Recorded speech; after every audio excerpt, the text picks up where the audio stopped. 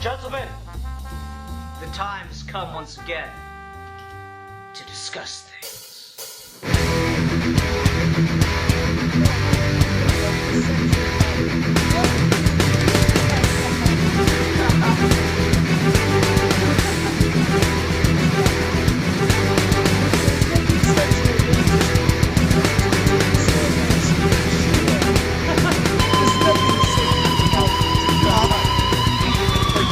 Where did that come from?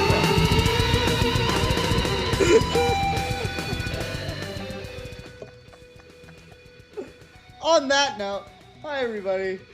Welcome to another episode of Geeky, gentlemen. This is a mini-sode, and joining me today is Zazubaar. Yo, kids, what's up? One of these days, I'm gonna just completely catch you guys off guard with that. You just Like- did a little bit. Oh, a little bit? Yeah.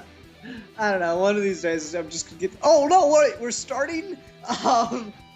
Hang on, let me put my starting on that. Hang on, let me put my pants on. No, I did that to the Jew though. That was funny. The second episode he was on for. Threw him for a curveball with that, or third episode, threw him for a curveball with that one. I think I'm gonna try and shave my beard like Tony Stark. And on that note, it was recording the whole time.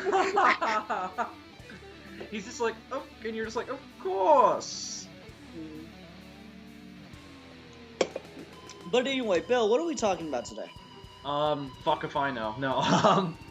Today, Ian, we are going to be discussing, another episode of Doctor Who. This is the second to last, episode of the Doctor Who miniseries. Is that correct, or? Yes, and I just got some very exciting news today, and I might as well announce it now if you don't mind. I could care less. No, I'm kidding. Go ahead. We're going to do, or not we, Geeky Gentleman is going to be doing Star Trek minis in the same format with me and Captain Logan. Oh my god! Cool, right? That is beastly. Yeah, I just talked to him today. I was asking him if he wanted to do this format on Trexperts. He's like, I got a lot of stuff going up on Trexperts in the future, but I'd totally be willing to do that on your channel. It's like, awesome! Pretty sick, man. Yeah, but we're doing the second to last episode of the Doctor Who minis just because this show's been getting a little Doctor Who centric lately. The show has always been Doctor Who centric ever since you got into it. It's my show. We're just here. We're just along for the fucking ride. You guys are just there so that I don't hurt my voice talking too much. We just react to shit. Exactly. You know what? From now on, no more picking topics for you two. And you're not even gonna tell us the ones you pick beforehand. You're just gonna be like, "Hey, today we're gonna be talking about."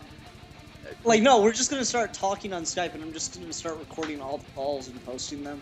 That's Geeky Gentleman's now. It's 50 episodes in. I can do whatever I want. I'm just telling you this heartfelt story about how crappy my day was, and you're just like, "We're recording, everybody," and I'm just like, "Ian, I don't want to record this." And you're just like, "Go fuck yourself, Bill. You have no choice." I could turn off the call, but I'm not going to. I'm so scared of Ian that I just can't do it. Okay, this derailed quickly. It was always derailed. We're just kind of, at some points we're on the better side of being derailed, and at other points we're just fuck. Yeah, but anyway, so we're talking about The Doctor's Wife today, which is a fairly recent episode, I believe 2010, 2011. And this is actually the very first episode I saw of Doctor Who. Really? And as far as, single episode of the actual show, it's my favorite. Really? Yeah. What'd you think of it? I liked it a lot. I mean, I haven't seen an episode of Doctor Who yet where I was just like, oh fuck, that was terrible. Then again, I've only put a dent into series 1 with Eccleston, but I mean, there's stuff I haven't really cared for. I don't really like the first episode. I like this one a lot. There's certain parts of it where I was a little bit bored just because I wasn't really sure what was going on. They did a really kind of strange they did a very strange thing of explaining what that girl was. Like, I got it, I understood it, but it took me a few minutes because they never really, like, and maybe this is just because I'm not as experienced with the show, but they never gave a dumb person's explanation for why, because I think it was because Amy and Rory weren't with them, so they didn't really feel the need to.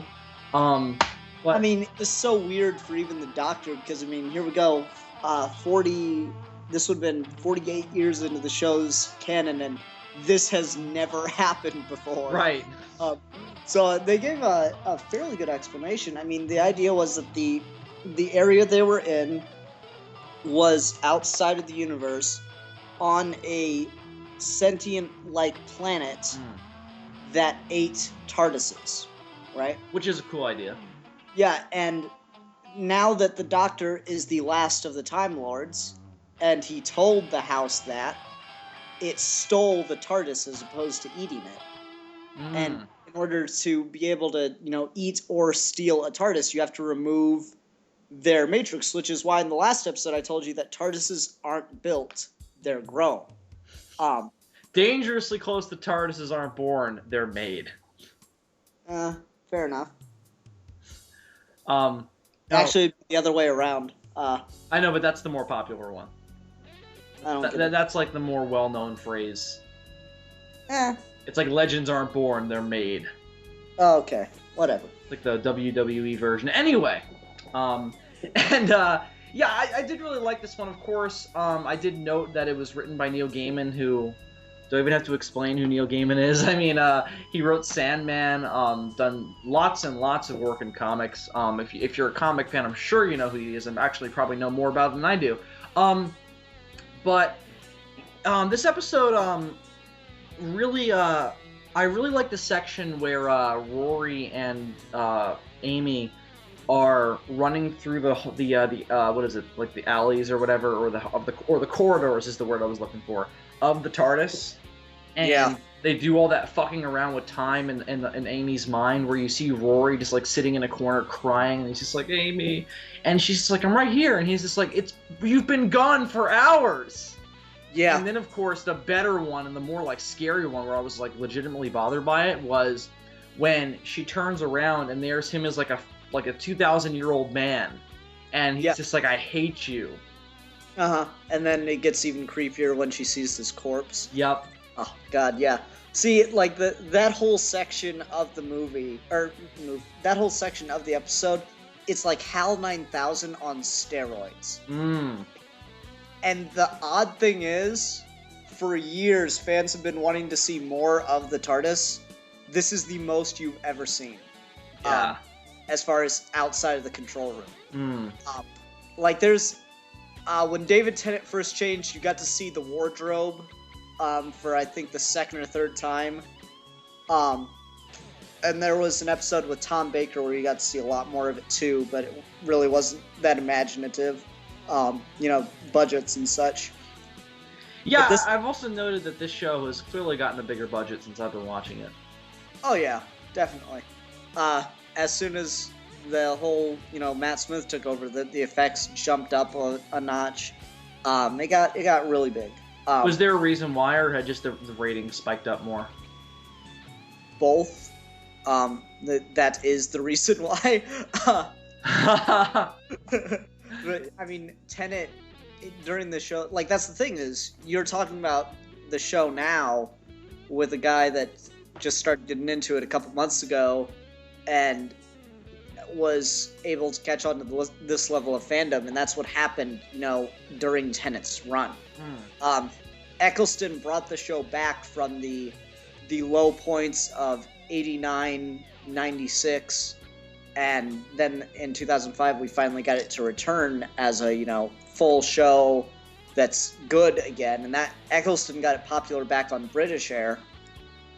And as Tenet took over, globalization really kicked off with this show. Yeah. So that's Doctor Who has globalization to thank for its newfound popularity among the world. Yeah, indeed. Yeah. And also thanks to the power of Netflix. That helps too. Yeah. No, I really, really like this episode. Just one, I don't know what it is about Neil Gaiman. He's written my favorite Batman story ever, and also my favorite episode of Doctor Who. Is that Whatever Happened to the Cape Crusader? Yep. Mm. Have you read it? No, but I know you've raved about it, so I know of it. Yeah, it's amazing. I don't know. I really like just how clever this is. With the idea of the TARDIS. You know, they've been acting like the TARDIS is alive for a long time anyway. Just because it's interesting, you can explain away a lot of things. And it's been fanon forever as to why the TARDIS never goes where he wants it to. Like, it always messes up where it's landing. It's like, oh, I didn't know I'd end up here. Now I gotta help solve this problem. And this finally gives, like, a hard explanation as to why, which I thought was brilliant. Yeah, that makes sense. Even with the first episode of Matt Smith stuff, where he ends up like 12 years later. Yeah, you never took me where I wanted. You didn't always take me where I wanted to go, but I always took you where you needed to go. I love that scene. That was so well done. Yeah, that was cool. So, like, how well did they, especially since I had to tell you beforehand that it's been canon since the 60s that the Doctor stole the TARDIS, how well did they disguise what was going on through the beginning of the episode? Disguise that, that there weren't other Time Lords, or... No, not that. That I had to tell you that, since I had to tell you that the Doctor stole the TARDIS back in, the 60s, that this whole thing with she was the TARDIS, since the very first couple things you hear her say is, my thief, my thief. Yeah, that was cool. Because I thought initially that was, like, his real name at first. Like, I thought she was a Time Lord at first. Oh, okay. And I thought that was, like, his, like, doctor, like, his Time Lord Planetonian name. Like, how Superman's Kal-El and all that. And Ghost is Gallifreyan, there you go. What was that? Gallifreyan. What is that? That's the planet of the Time Lords. Oh, okay. Does he ever get a real name, or? No, that's the whole point, is that he doesn't. The Time Lords choose their name. The only person that knows his name is his actual wife. Oh? There's an actual wife? Yeah, later. Oh, okay. Anyway, so yeah, I thought that was like, I thought that's where the title came in, was that, she was gonna be his wife, and she was like the only surviving Time Lord except for him, and that his real name was Thief, which alien names are crazy, so I didn't really think anything of it, and then they gave it a reason, which I thought was really cool. I also liked how they were emphasizing that she chose him. Yeah, I thought that was really neat. Yeah, because it made you think, like, it made it seem like their relationship was closer. You know what I mean? Because it's like, if he had just stolen it, and, like, she had no part of it, I would have been like, that's a little bit, Yeah, once you realize that she's alive, that would have been awkward. But then you hear her say that, what makes you think I'd give you back? I like that, too. Oh, God. It's just the actress they got for this was amazing at it. Yeah. Everything that you could imagine this machine saying, she does. Yeah, she was also a really good, she had great chemistry with Matt Smith. They both talked really fast. They both talked about nothing that made any sense. So it was just, I thought it was perfect chemistry, and if they were actually married, I'd totally buy it. And that's what really sold it, is they acted like a married couple, especially when they were bickering. Yeah. I also love the series of shots where he's pulling that part of the TARDIS, and she's just, like, doing nothing. Yeah. And she's just yelling at him. I was like, that is so, like, classic American, like, marital behavior. Not to sound sexist, but that's like the classic image of, like, of husband and wife working together. Is like, she's just yelling at him and he's just pulling something heavy. Yeah, that is funny. I do like the idea that that the TARDIS, that this is such a weird exception, even for the Doctor. Like, my biggest complaint with Doctor Who is he says that's impossible way too often. Yeah. This is the only time I've ever been, yes, okay, perfect. Well, it's because there's no way he could have known. Yeah, but no, it's just, a lot of the episodes, especially the modern stuff, I didn't catch it in the old stuff, but I haven't seen all of that. It's just they have him say that's impossible way too often. You know, it bugs me because I mean, especially when he's talking to other people and they say that's impossible. He goes, oh no, it's not. And it's like he always rubs it in other people's faces that there's more possible than they ever could possibly understand. And it bugs me when he doesn't do that, when he doesn't get that. Or at the very least, he should like hit himself for saying that or something. I don't know. Well, the Doctor has always come off to me as like the world's A-class hypocrite. Yeah, just because he acts like he's so above humans, but really he has problems of his own, and that humans they bring him down to their level and show him that he does have problems. That's one of the things I was noticing in the first couple episodes with Rose and Eccleston. So that's kind of how I envision the Doctor's main personality is. He's a really big hypocrite. The other part I also liked Rory a lot more in this episode than I did when he first showed up, and I made the strange comparison between him and Sawdust. I still have not heard anyone else say. You will, Ian. It's gonna catch on one day. He's still Sawdust, but it's slightly more tolerable Sawdust. It's like Sawdust with a little bit of puke in it, because that one's not gonna catch on, but okay. It's like Sawdust with a little bit of flavor, yeah. Like, it was tolerable. It's great that he's not in it a lot, I think. Yeah, that too, and also he was redeemed in my eyes in that awesome scene where he was getting older. Yeah. I don't know. One of the things I really liked about this is this is the third time I've watched this episode now. I did not realize how many old episodes of Doctor Who this one referenced. I don't know. It was such a throwaway line, but you remember at the very beginning when he's talking to Rory and he goes, "Actually, it was the Robot King, but luckily I was able to reattach the head." Yes. Yeah, that was an old Tom Baker episode. So I thought that was cool that they referenced that. And there are a couple others thrown in there randomly. I don't know. This episode just has some fantastic one-liners. Yeah. Let me ask you this, because it comes up quite a bit early on in the episode. What the hell does that snake tattoo mean? Is that like the symbol of the Time Lords? No, it was to identify a single Time Lord. He was talking about, I can't remember the guy's name, or the guy's title rather, but he said he never felt like himself or herself until he got that tattoo. Every regeneration, he never felt the same until he had that tattoo. So Ian, can you repeat that again? Sorry, my computer just fucked up a little bit. Oh, he never felt the same. He never felt like himself when he regenerated until he got that tattoo. Oh. So it was like a certain Time Lord's thing, you know? Like every version of the Doctor has a sonic screwdriver. Yeah. Except for 5, and even he did for a little while. And that's how you'd like kind of know who the Doctor is oh yes, the one that's always carrying the sonic screwdriver. And this guy, this Time Lord, they're identifying by going, he's always got that snake tattoo thing.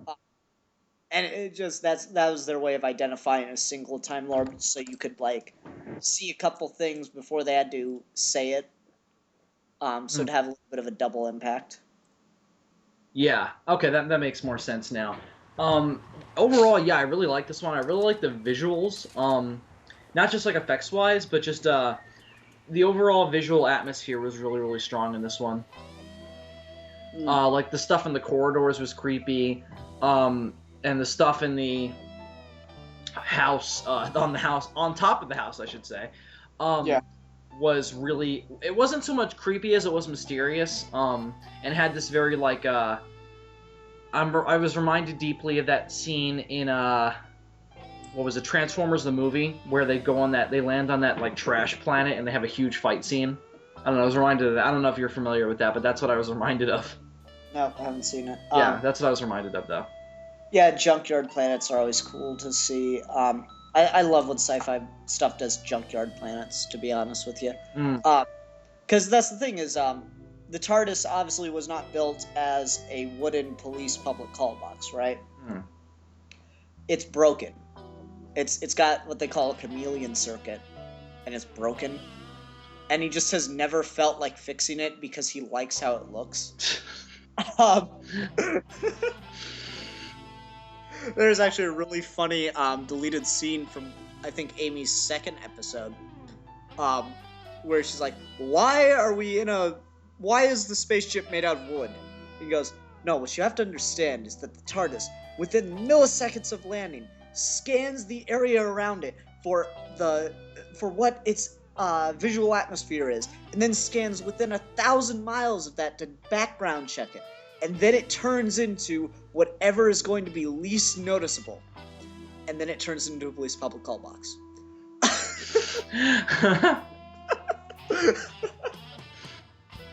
Just because he likes it, so he keeps it that way and doesn't feel like fixing it. Yeah.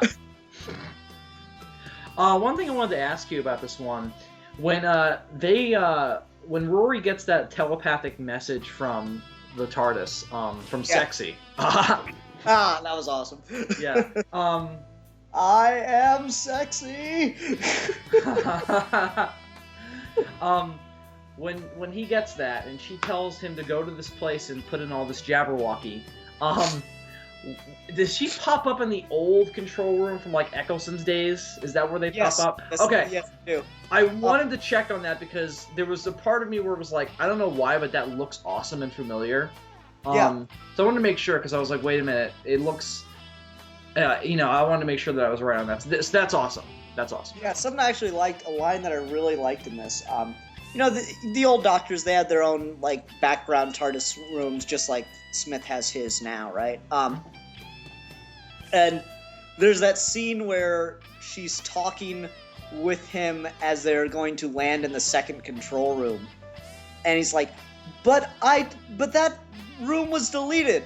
I archived it. Okay.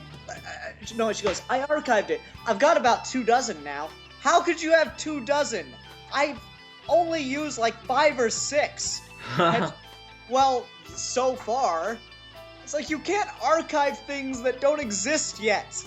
You can't. I can. This version of the Doctor seems to be doing a lot of foreshadowing. Yeah, that's the thing they really like to do, is to mess around with there's that line at the end, the only water in the river is the forest, or the only water in the forest is the river. That was a big epic reveal line. Yeah. That's a complete throwaway for the episode itself, but it works really well. No, but the thing I liked about that is he says, I only changed the desktop 5 or 6 times. I just find that really amusing. I'm sorry, because there's a crossover with Tennant and one of the old Doctors, and the guy's looking around the TARDIS and he goes, "You changed the desktop layout." Wait, they do that? What? They cross over with old Doctors? Occasionally. That's fucking awesome. Yeah, I mean, they haven't done it a lot with the new guys just because, there's this 15-year gap of, the show wasn't on. So a lot of the old actors look a lot older than they should. Oh, yeah. Because if they die, they don't age anymore. And this wasn't a full episode crossover. It was like just a little mini thing they did for a charity. But I did love that line, just, "You changed the desktop layout." Because that's exactly how I feel when someone changes my desktop. You bastard! Now, how do they, I know this doesn't relate to the episode we're talking about, but I think our listeners will find my ignorance of this interesting. How do they explain the fact that they're different, that they're really the same person, just with, different stuff going on? Like different personalities, but they're the same person. Yeah, how do they call each other? Like, do they call it me or you or? It gets really confusing. They don't really know what to say. I think in one of them they just started referring to each other by number. Oh, that's cool. I see. That's what I would do. Yeah. Yeah, but as far as explaining the different personalities when each actor takes on the role, is you have to. There are only a couple things that are really consistent. Uses the sonic screwdriver, which one of them didn't.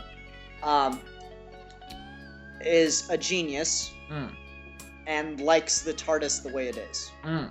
Those are about the only like really, really consistent things. Now there are similarities between one or two doctors throughout, but those are the core of them.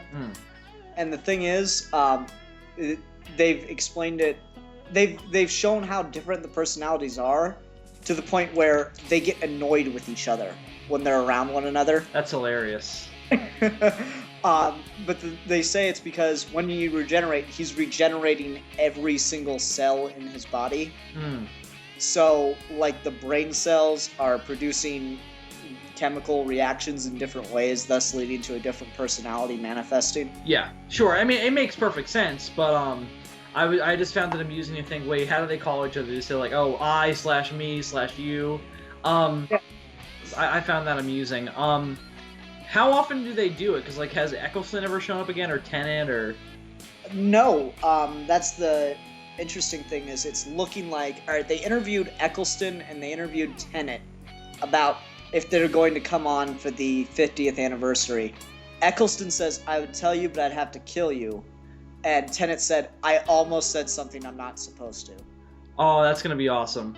I will so watch that, because you know me, big Eccleston fan, so I'll watch that. Yeah, I'm a big Tenet fan here, so I'd love to see it. Yeah. Anyway, I really do like this episode. So the one-liner that I have to get out before we wrap up, which we're getting close to here, is when Matt Smith says that line, she's a woman and she's the TARDIS, like 16 different ways within 2 minutes. Trying to explain it to Amy, and she goes, did you wish really hard?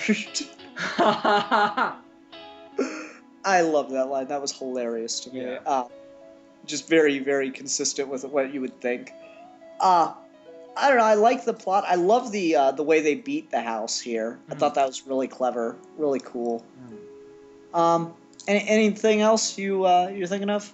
No, I really liked it. It was a different episode from what Moffat had written, which was interesting for me. This isn't the first episode I've seen that wasn't written by Moffat, but it was first one with Matt Smith that wasn't like his work. But and I thought it was interesting to see one where it wasn't like we're gonna have this really weird thing pop up, but we're not gonna explain it. Well, I mean, they kind of did. Yeah, but it wasn't the same kind of like that's the whole episode rides on. There's other stuff going on which I liked. But I really liked it. It's not my favorite, but I did really enjoy it. Yeah. One thing I gotta ask: the last scene with the TARDIS in the female body and the Doctor, where she says hello. Did you like that scene, or? Yeah, I liked it. I was a little confused on whether or not this TARDIS was dying. Like officially, like they were gonna have to get a new TARDIS or something.